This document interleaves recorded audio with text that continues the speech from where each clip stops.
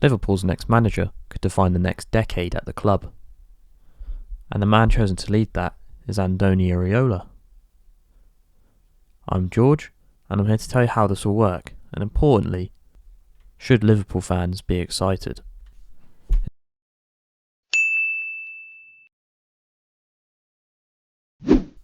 His journey's not been smooth.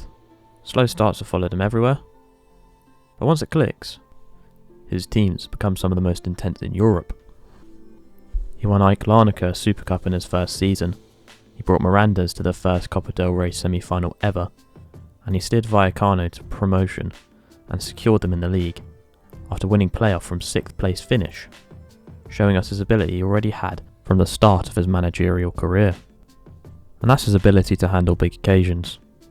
As a result of this achievement, Rayo are heading into their longest stay in top flight in their entire history. And this is the team he first got recognition from.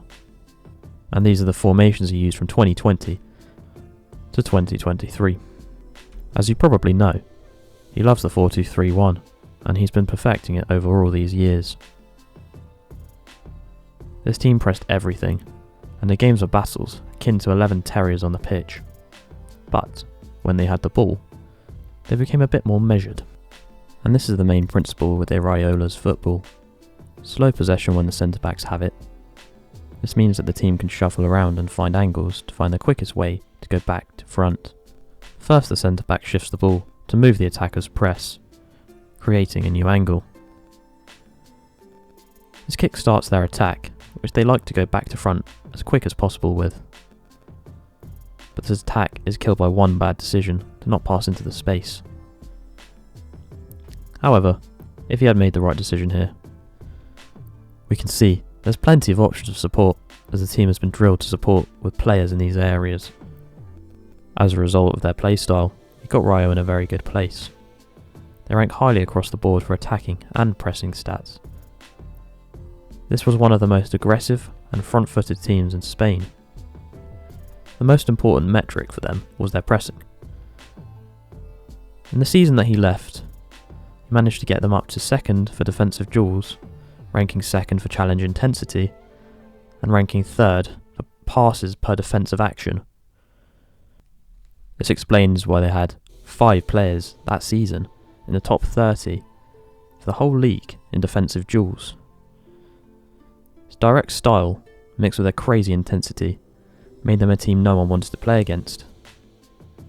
But what makes this press sustainable isn't just their intensity, it's their counter-pressing.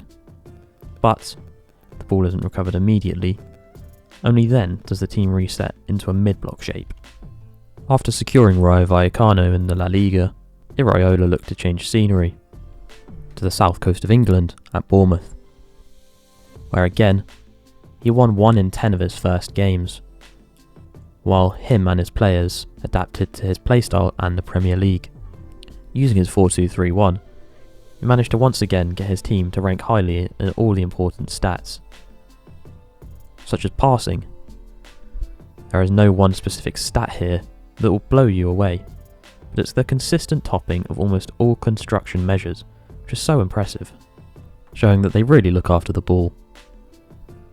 Here again is the pressing stats, but for Bournemouth, once again topping the league. If we compare it with the Vallecano stats, we can actually find out they are a less intense team. This proves that they're more measured and controlled, which is Iraola's main evolution as a manager at Bournemouth, knowing how to play smarter. These rankings explain how they've gotten 4 players in the top 30 for defensive duels. This style has resulted in overachieving with Bournemouth and an exciting brand of football which gets their fans off the seats. Ranking 5th in the league for shots, having averaged 13 shots a match, is also why they're 5th in the league for the amount of goals they've scored. And this is how you'd see Bournemouth this season. Overall, the team is given a fair bit of freedom, making it a bit of an organised chaos. He used asymmetric wingers. The Y structure is deliberately unbalanced. One winger holds to stretch the pitch, while the opposite side collapses inside to overload central zones. He's also always gone with a poacher to run off the back line in all of his teams. The second striker is also a new evolution for Iraola. It's an opportunistic use of Krupi, another example of him getting the best out of his players, especially the young players. And then we move backwards to the double pivot in midfield. They have to be very athletic. Alex Scott's role is to move the ball forwards and support play, whereas Adams is there to break it up, which is the big question for Liverpool. Iraola uses a destroyer in midfield, but many elite teams don't. So what will he do? Does he adapt, or does he force Liverpool to change? And the wing backs are used to overload the wings in a very classic Klopp way. The left back flies up and creates, and the right back sits a bit more, reminiscent of Trent and Robertson. The centre backs will slow the game down in order to speed it up later. At Liverpool, this will become unfair because Van Dijk can hit passes better than anyone in the league. As a result, teams may be forced to press them, which would be exactly what Liverpool would want. Their aggressive press is supported by a high line, which compresses the pitch, but this also requires pace and discipline in recovery. His game management is also underrated, as he has managed to get some very big points in the season by being adaptable. He keeps the main principle of quick attacking, but sometimes they have to soak up pressure. But this also works for them, as they love to counter-attack, meaning if they soak up pressure, the other team will be further forward and easier to punish. Here's how a typical counter or playing out from the back could work for them against a team that loves to press. So, let's look at the qualities of these players and how Liverpool players would fit in this system. Straight away, we know that he likes good ball playing centre backs, and in the Premier League last season, there was no better than Senesi. He ranked first in the entire league for through passes, progressive passes, long passes and passes into the final third, meaning that Iraola's use of the centre back gives a platform for defenders that can really pass the ball. Players that will flourish in this way are Van Dijk with his world-class passing and Jeremy Jacquet with his quality of passing. For the next profile, the wing-backs, they need to be able to cross and work hard. And there's no better example than Truffet. He ranks third in the league for crosses and first for defensive duels, meaning he's always working hard up and down the line. The obvious benefactor here is Kerkez. Having worked before with Iraola, he fits perfectly into the system. The right side wing back is a bit more complicated, as there are no major stats to say what's needed. The most basic needs are hard work and passing. We do have to look at Jimenez, as he is the main player this season at right back, compared with the most likely fullback choice, Jeremy Frimpong. Firstly, this is his heat map to give you an idea of where he played. After comparing their stats per 90, Frimpong is better than Jimenez in every way. Aside from final third recoveries and interceptions, he's perfect defensively, but the question is whether he can survive defensively in this system, as he's used to playing further up. This definitely doesn't mean that Liverpool shouldn't sign anyone at right back, as the options in Frimpong and Bradley seem to be very unreliable for staying fit. As we discussed, they play with a double pivot, a 6 and an 8. The 6 is a question mark, but the 8 is undoubtedly up for grabs. Curtis Jones fits the eye test best, as he plays exactly like Scott, but on a higher level. But McAllister has more pull in the team and may demand game time. That being said, I think Iraola believes it's best to work with players which best suit the system, meaning that if Liverpool can hold on to Jones, he will flourish. When it comes to the attack, Liverpool have some players which have similar characteristics. Isak will be the main profiter of this managerial change. Bournemouth created 10.5 XG for Evan Nielsen, but he only got 6 goals. Now give those chances to an elite striker in Isak, who also loves to be on the last line like this. You can imagine he'll score a lot of goals. The second biggest profiter will be Wirtz, as he plays the role of Tavernier, which is the left side, liking to come inside and create, as opposed to the other side, which needs to be a 1v1 monster, and ideally the same foot. So now we know what sort of players he's built his team with. Let's look at how they play, and this is an example of a blueprint attack by Bournemouth. Firstly, the centre back is holding the ball while the team shifts to find an angle. He then finds the right winger in a manufactured 1v1 situation, where he can be expressive and beat his man. Also, you can see proof of this asymmetric winger plan with Tavernier inside and Truffert holding the width. Ryan beats his man easily, and that's why they have him. He gets an easy assist to Tavernier afterwards. This works so well since they go back to front with a click of their fingers, which catches teams out all the time. Here's a quick example of why Wirtz will explode in this role. It's flipped here to show how similar these two play. Here, Wirtz is against Switzerland, and you can see just how similar these passes are. This is why Iraola is such a good fit.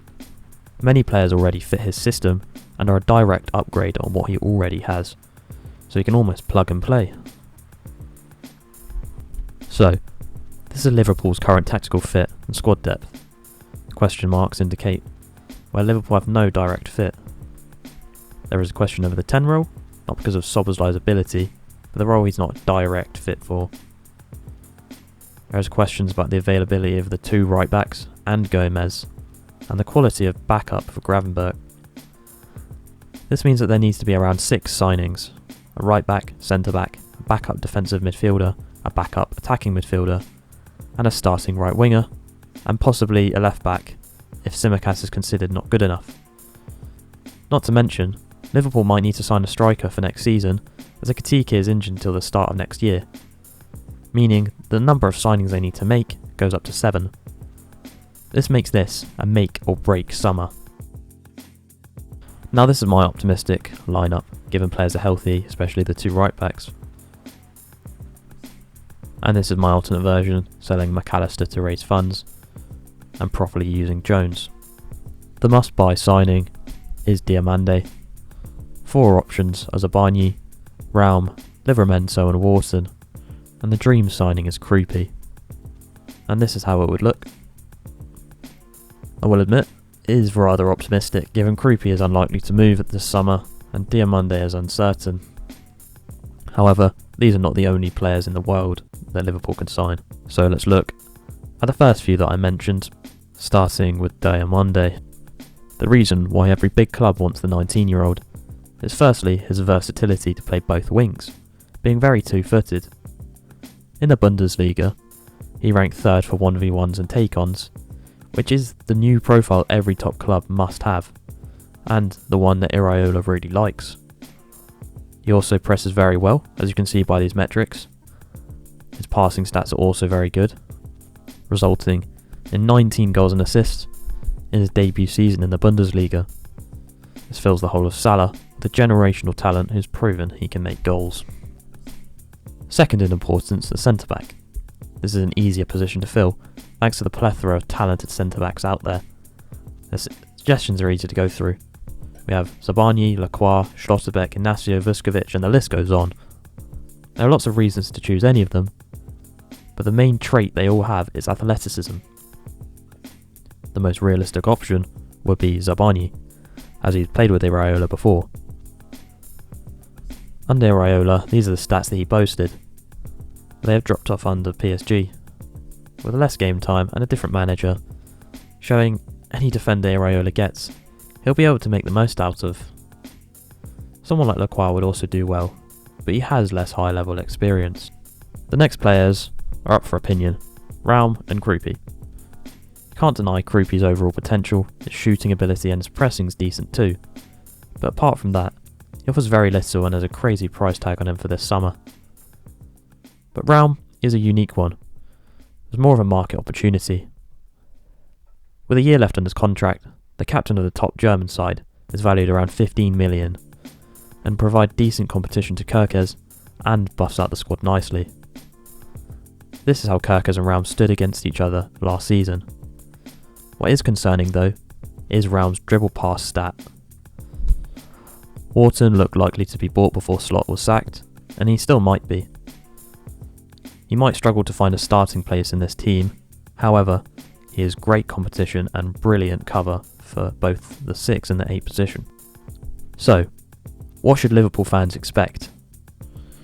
Iraola offers a system that already mirrors parts of elite modern football: intensity, structure and rapid transitions built on aggressive positioning rather than possession dominance. The key question is not whether the system works, because we've already seen that at Bournemouth. It's whether Liverpool can supply the exact player profiles required to sustain it at a Champions League level. Because this approach is highly specific, it rewards athletic defenders, forwards who attack the last line, midfielders capable of both covering space and progressive play under pressure, and creativity in general. Liverpool already have pieces of that puzzle, but not all of them. So the outcome of an Iraola-led Liverpool wouldn't come down to philosophy, but come down to recruitment precision and how quickly the squad can be reshaped around a system that leaves very little margin for error. So yeah, Liverpool fans, I'd be excited. Thanks for everyone who made it to the end. If you did, consider subscribing, as more videos like this will be coming out every week.